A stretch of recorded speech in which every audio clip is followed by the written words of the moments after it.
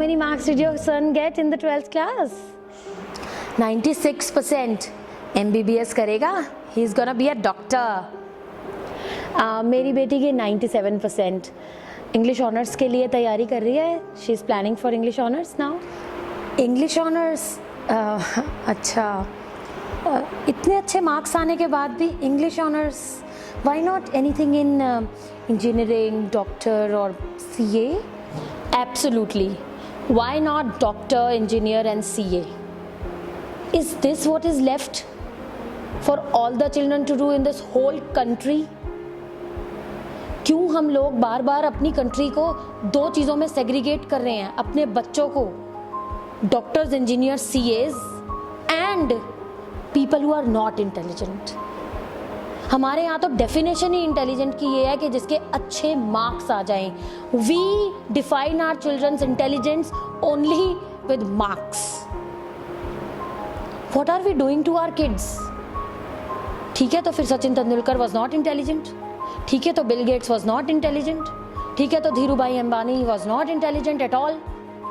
Intelligence was marks, then they were never intelligent at all. जब बात आती है किसी के इंग्लिश ऑनर्स चूज करने की, ह्यूमैनिटीज़ का कोर्स चूज करने की, तो हम अपने प्री कंसीव्ड नोशन से पहले ही समझ जाते हैं कि कभी उसके मार्क्स ही नहीं आए होंगे, वो इंटेलिजेंट है ही नहीं. घरों में सारा दिन एक ही बात होती है, उसके बच्चे को देखो IIT में है, उसके बच्चे को देखो एम्स में चला गया. सो प्लीज़ अपने बच्चे को देखो एक बार कि वो क्या करना चाहता है. हो सकता है कि आपका बच्चा किसी और चीज़ के अंदर फोटोग्राफी करके ही कुछ अच्छा कर ले. हो सकता है कि आपका बच्चा किसी ऐसी चीज़ में जाना चाहता है जिसके बारे में आप सोचते भी नहीं. रिसेंटली एक काउंसलिंग आई जिसके अंदर एक लेडी ने अपने बेटे को काउंसल करने के लिए हमसे रिक्वेस्ट किया कि उसके मार्क्स नहीं आते, पता नहीं क्या होगा. When I talk to that guy, he said I don't want to study, I want to be an actor. मेरा पढ़ाई में मन नहीं लगता. आई जस्ट सेड कि कोई ज़रूरत नहीं है 90% मार्क्स लाने की, पास तो हो जाओगे. ही सेड या इतना मैं कर लूँगा. लेकिन जैसे ही उसने कहा कि I want to be an actor, पीछे से उसकी मदर ने कहा कि देखा ये एक्टर बनना चाहता है, हम कहाँ से इतना पैसा लेकर आएंगे, कैसे करेंगे हम, पढ़ाई करो. What is this? Actually, the counseling was not required by the child. It was required by the parents. I told that lady कि प्लीज़ ये कहने से अच्छा सिर्फ इतना कह दो, वी आर विद यू. इतना ही तो चाहिए उनको, that we are with you. And next time, yes, the child got good result only because उसकी मदर ने उसे बार बार ये कहना शुरू कर दिया that I am with you. हम उनके साथ हैं ही नहीं. बार बार एक ही बात करते हैं, मैं इंजीनियर नहीं बन पाया तो मेरा सपना तुम पूरा करो. अरे तो क्या वो ये वेट करे अपने बच्चे के पैदा होने का कि उसके ऊपर अपना सपना थोपा जाए? वो जो करना चाहता है उसके लिए नेक्स्ट जनरेशन के ऊपर कुछ और थोपा जाए? What are we doing to our kids only by saying कि उसको देखो, इसको देखो.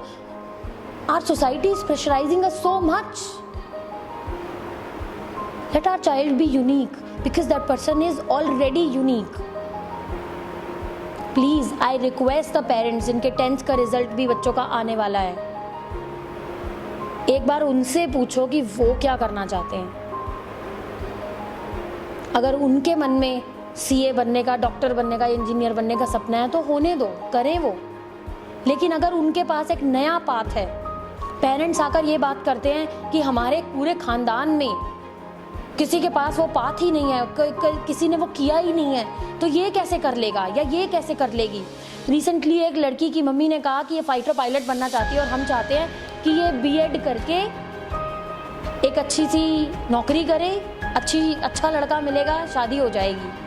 आई सेड तो बेटा फिर आपको कुछ भी करना नहीं चाहिए, आपको एक एलिजिबल बहू बनने की तैयारी करनी चाहिए, क्योंकि आपका मम्मी पापा का सपना है कि आपके अच्छे घर में शादी हो जाए, that's it. Then they argued कि हमारे घर में कोई फाइटर पायलट नहीं है. आई सेड तो let the child create a new path. हो सकता है कि जब ये बने तो ऐसे 10 लोग और बन जाए तुम्हारे घर में. Late the child be something different. Different लोग आते कहाँ से हैं? हम में से ही तो आते हैं. हम सब में से ही तो कोई ना कोई कुछ नया सोचता है. बस एक बार खुलने की ज़रूरत है, दिमाग को खोलने तो दें.